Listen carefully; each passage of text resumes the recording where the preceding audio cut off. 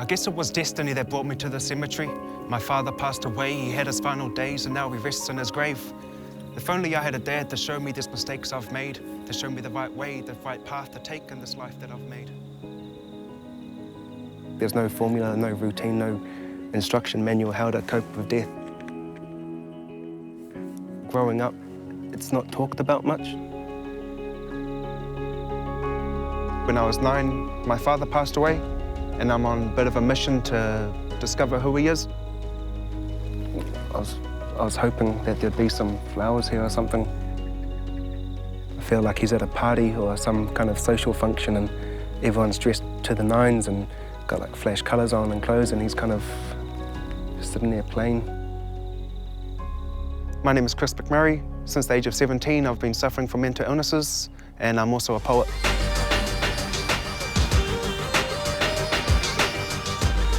I'm sorry, little heart, little soul, but you gotta stay there, 'cause you're a demon. For the last 6 years, Chris has lived with schizophrenia. Scared, don't worry, teddy bear, gon' be there. It affects 1 in every 100 of us. Too many people rising up, stirring bad blood. But it's a condition that is so often misunderstood. Destruction, construction, create more devastation. I see myself pacing. Some of us have a genetic predisposition to schizophrenia. It can be triggered by stress or drugs. Well, this is the kitchen. It's like a hostel sort of backpackers place. There's about 30 of us living here. But yeah, I usually just stay in my room and play video games or practice bass or do some writing. I mean, I'm a student, so I got my noodles. My rent's $150 per week for a 3x2 metre bedroom. A place with a window would be good, but on my tight budget, this is all I can afford. Growing up without his dad was tough. Like many teenagers, Chris experimented with drugs. He had no idea they could lead to a permanent and severe mental illness. When I was about 17, I got quite hard onto drugs, and after a big binge, maybe 4 nights not sleeping and doing stupid shit, I had a psychotic breakdown. It was drug-induced psychosis. Through the years, I've been diagnosed with schizophrenia, bipolar, depression, and it makes me think, if I could just go back to that time when I had that first massive breakdown, if I had just gotten a good night's sleep, like maybe I'd be in a different boat. I guess losing my dad as well and having that big bundle of grief, it's gonna have an effect sooner or later. So the drugs, like people always say drugs unlock pathways in your brain. It's like, yeah, but they unlock the things to the dark, the bad side as well, you know? Yeah. With poetry, I always try to write the truth. I'm going to be writing a poem about things I wish I could tell my dad and just overcoming this pain, and I just want to have some finalization, I guess, and closure. Chris moved out of his mum's house 2 years ago. Hey. It's been a long time since they've had a proper talk about his dad. Since I've left home, I think we've gone a little bit further apart, but it's natural because we're not seeing each other every day for like the past 2 years. How are you? Good. Good to see you. How are you? Good to see you too. Should we go and see if we can find the photo albums? Yeah. Okay. I know they're in here. There's the old videos in here. I never talked to Mum about them. Here. So it's been like 12, 13 years. I wonder if he's looking for a bit of closure or something, you know, that he wants to get to that point where he can accept that he won't see his dad again. And there's other ones here. They've got various pictures. I've never seen these before. Haven't you? I don't think so. Oh, it's been for a long time. When he was 16, he got beaten up really badly in Takapuna, like really bad, like three or four guys onto him.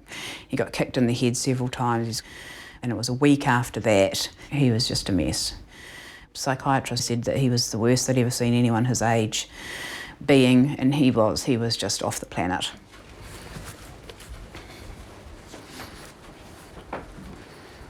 Okay, All right. here you go. Cool. Right. Can you remember much about his personality? He was pretty laid back. Some people used to say he was so laid back he was horizontal. You know, he was pretty cruisy, and he wasn't like a really, really outgoing kind of guy. He didn't say a lot, but when he said things, they were important things. So he was always there for you, Dad. He wasn't a dad that was out working and then come home at 6 o'clock and then, you know, you'd see him for an hour before you had to go to bed or whatever. What attracted you to him? Oh, I guess he was not like all the other guys and just wanted to get into my pants. You know, he wasn't like that. He was, just respectful, and I liked him that he was quiet and, you know, he came around and made effort. He'd had a couple of seizures before and he'd survived them, and he always said the third one's going to kill me. And I was, oh, of course, don't be silly, you know, sort of thing. And, well, as it turned out, it did. He just had a seizure and rolled over into the pillow and, meantime, suffocated. Chris happened to come into the bedroom and saw. He was only 9. Dad was lying on his stomach. Mum was like shaking him, like, Michael, wake up. Are you here, Michael? Wake up. And then she rolled him over, and then like half of his face was green. It's like green, like he'd been unconscious for a while, and there was like no life in him. And then when I saw that, I ran out of the room crying, going, my dad is dead, my dad is dead.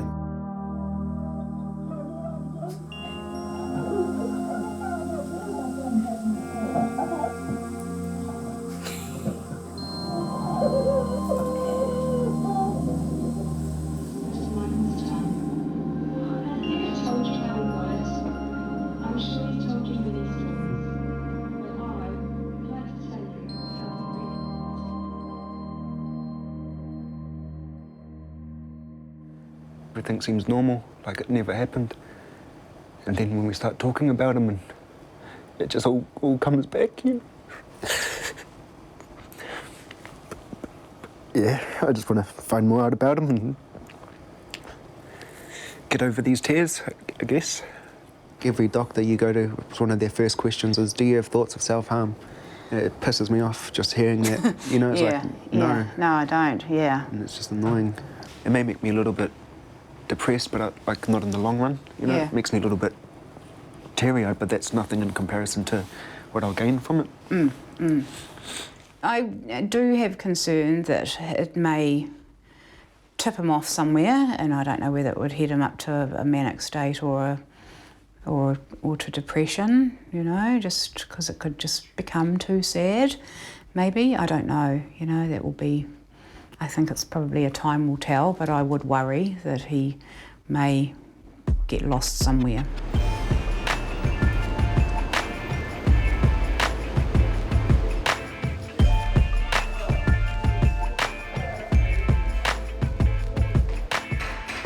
I was wondering if you guys want some, do you want to show me what you've been working on so far? We're just trying to figure out a good sound and make a beat.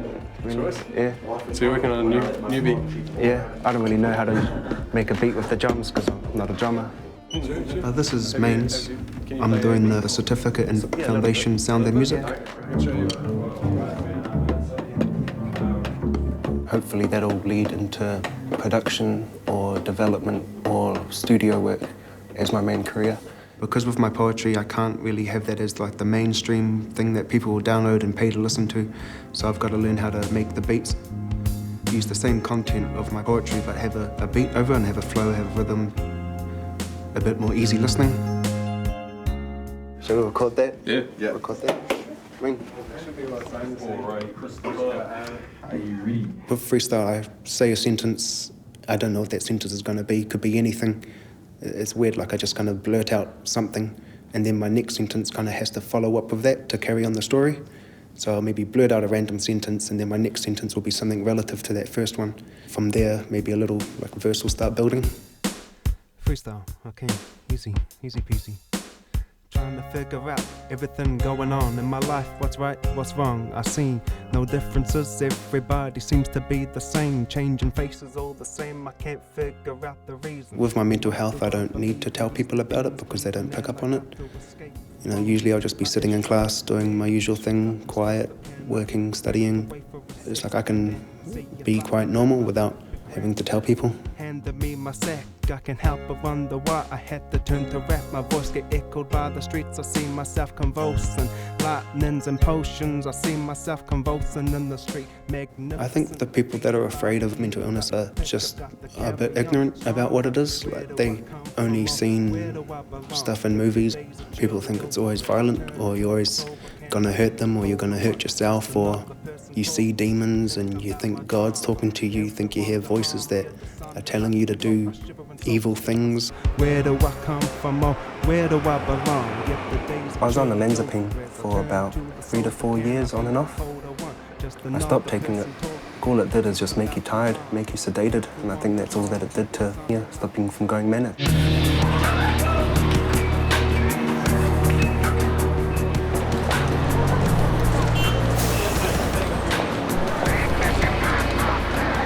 It's like a movie going on inside my head that's written by a madman, and you can kind of just look at it whenever you want and play with it.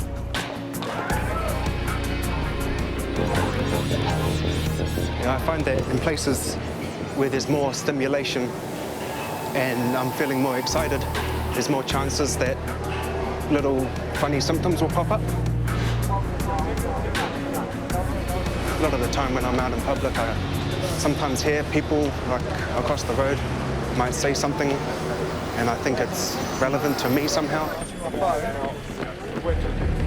I'll hear them say something like, he's going to hit you, but then I'll think, this guy's going to hit me. And then a bus will go past and say, sorry. I think it's saying sorry to me for some reason, like, sorry. What are you sorry for? Don't be sorry.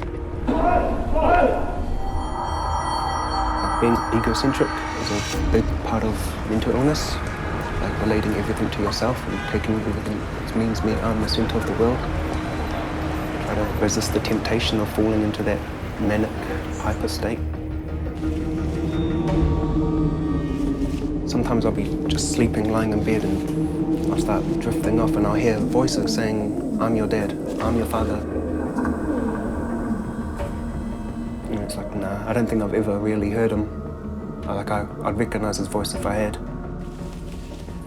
Like, if I try hard enough and I gaze into a mirror, I kind of like lose focus and just kind of drift off into a mirror and think about my dad, then my face starts changing into his face, which is quite scary.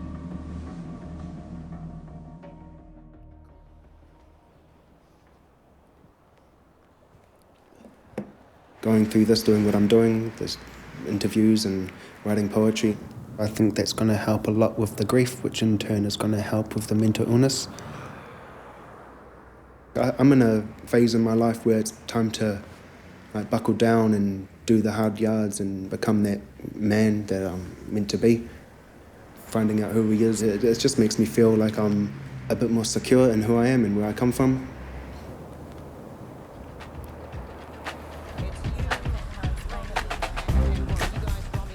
I've got a couple of friends, they're poets themselves, and I'm hoping to meet up with them and they can give me some advice about this piece that I'm writing at the moment. It's great to watch this melting pot of days just blend and mix in streaks of steady perplexities and blotches. I know you're slightly taller than me, and your bobby pin points to the top left direction, which implies you're right-handed too, so holding hands would be awkward. But I hear voices, I have hallucinations, I have delusions. Oh, life is just a dream. Ooh, lucky you, lucky me. I've never really researched a poem. I usually just sit down and write a piece, without having to... What you already know, eh? Yeah. I don't have to go out and find new things to write about, so it's a bit of a challenge. It's good though, because finding out about my dad is real interesting. Starting to really look up to him. I've never seen him like a role model before, but now I do.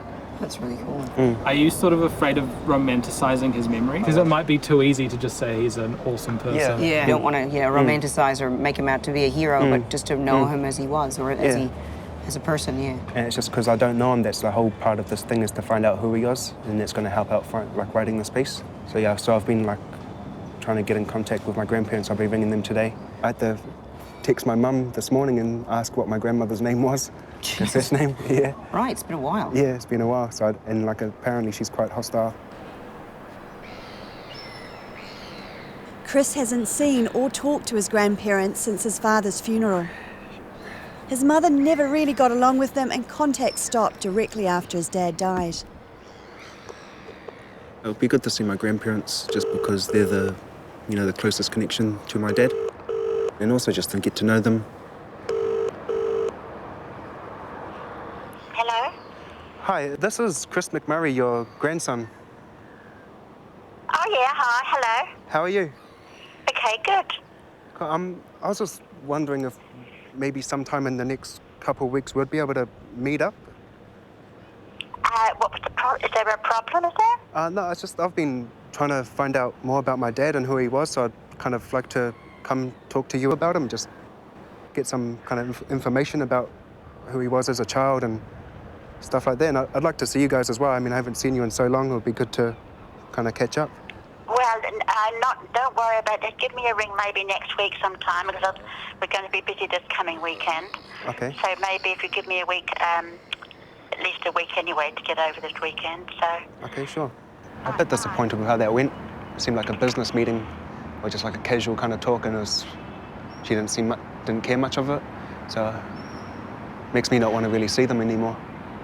I guess I'll call them next week and see if we can, but I know, not that nice. It was very sad that when Chris lost his dad, he really, in effect, lost his grandparents at the same time. But I'd be worried that that would give him a big sense of rejection, and that might upset the apple cart a bit. Schizophrenia doesn't necessarily mean a lifelong illness. It's possible to improve or even recover. But this is less common after relapses. Just played computer games and stayed up too late. Stress, sleepless nights, and an unhealthy lifestyle can send Chris back into a manic state. A lot of my life, it's not so much living, it's coping. You're just trying to keep my stress levels down, just trying to stay calm, and if I sit down to write, then I feel good. If I stay in bed all day or don't do anything, then that's when I start to feel really bad. Just living a better lifestyle helps with mental health. Trying to, I guess, go over the stuff about my dad. It's emotionally challenging and it's quite stressful, but I think in the long run, it's going to be good for my mental health. It's just I really need to stay on top of things right now.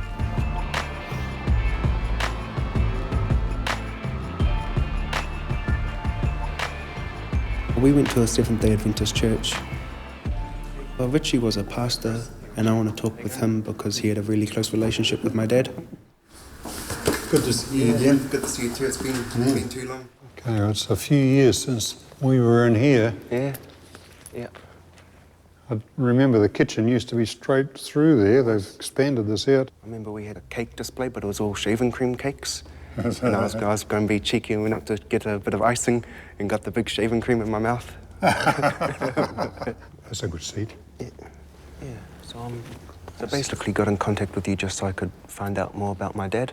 He was a pretty solitary sort of a person, your dad. He was a little bit introverted. And I thought, he needs friends.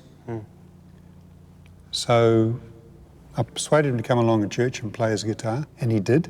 The rest of the music group got onto him and said, Mike, you've got to come back. We need a good guitar. Yeah. But once he got out of home and mixed with other people, he sort of came out of his shell a bit.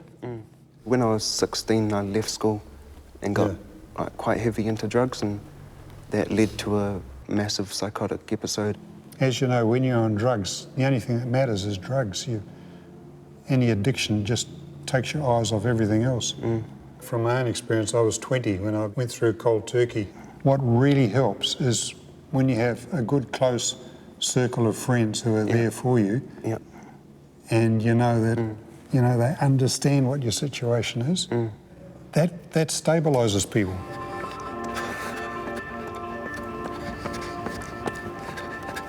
I guess my friends at school, I don't see them much anymore, but I think that's because after I left school, I went down quite a bad path, and they all go into college, off into army or mechanics, straight edge jobs, and I went down the kind of hooligan path.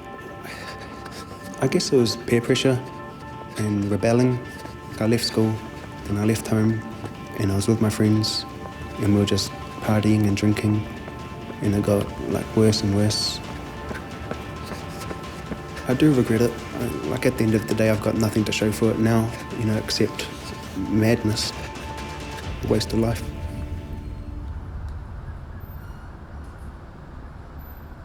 A week has passed since Chris called his grandparents. He's going to ring them again to see if they're willing to meet. I'll try to be a bit more cheerful and try to make the conversation last a bit longer, I guess. And it might, because I mean, it'll be so hard for them as well, just to hear that, you know, the grandson calling. I want to know if we could meet up sometime. How come?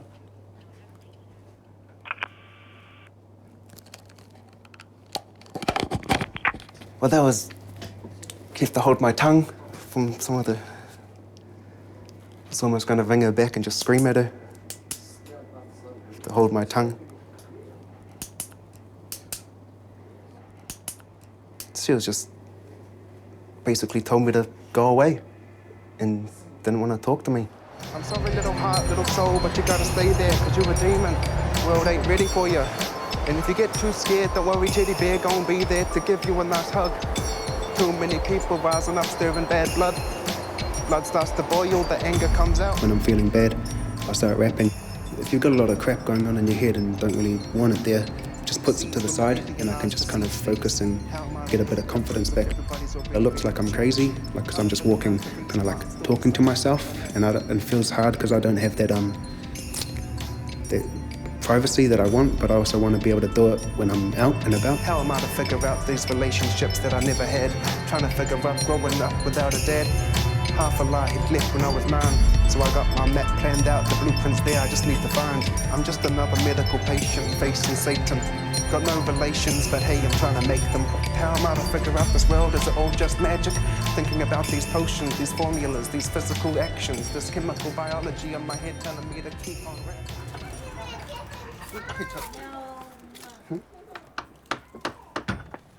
I met up with Michelle to get her words of advice, get the encouragement that she always gives. Look who's here. Say hi, Chris. Hi, Chris. Like I see her as a bit of a role model. Can you sit down here with me a bit more? Older than me, got kids, family, I kind of look up to her. In a way, like that's the sort of lifestyle that I'd like to live. Kind of a bit plain. Oh, throw it here, throw it. Oh. Quick, throw it. Quick, throw it. I think friends are a huge aspect of mental health and good mental health. Yeah. Just knowing there's somebody you can call who's not going to judge you. They don't see you like someone that needs fixing. They Exactly. They just see you how they've always seen you. Yeah. Family's family at the end of the day, you know. Blood is thicker than water, I guess. Yeah. But if your friends can be a good substitute, I guess if your family is. Well, they can both be. I mean, I think the one thing I really like about my life is, you know, to be able to prove to myself that friends can be family and that you can count on them and trust them just as much as, you know, your blood.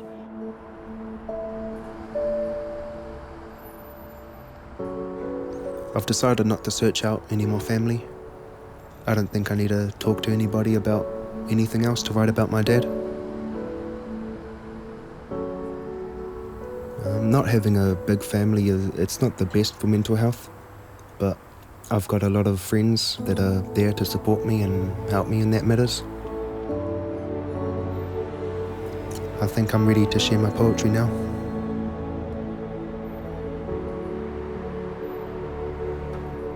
Welcome back to Poetry Live. We're going to start with Chris McMurray. Come on up, Chris.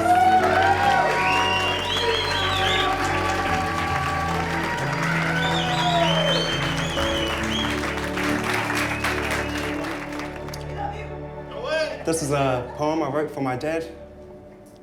I started this journey not knowing what I would find, not even knowing what to look for, and barely knowing where to step. But my stolen heart left a trace like breadcrumbs, so my steps were easily taken. No grave could hold you under or keep you away. And even though I haven't got you, your pieces are never too far out of reach. When plucking fingers pick at our knots, it hurts the way it's meant to. They may scrape the scabs atop my grief, but what lays beneath is where you've welded heat. I feel a blackness, an emptiness in my stomach, but it's this darkness that has given me sight. If you were always there, then I never would have looked and seen you in this light.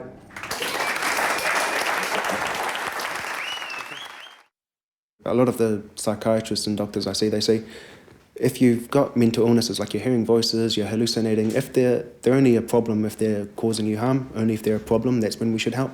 So if you're like, got all this madness going on, but it's not detrimental to your health, your lifestyle isn't affected, your close relatives, your friends aren't hurt by it, then, you know, it's not really a problem.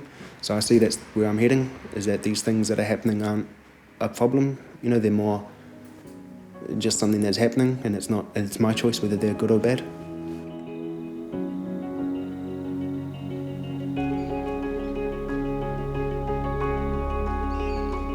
I didn't learn as much as I would have liked about my dad's life, but I guess I've learned a lot about my own. And that gave me a lot of strength and confidence to help me cope with the situation that I'm living in. Makes me want to try harder and push myself more, really.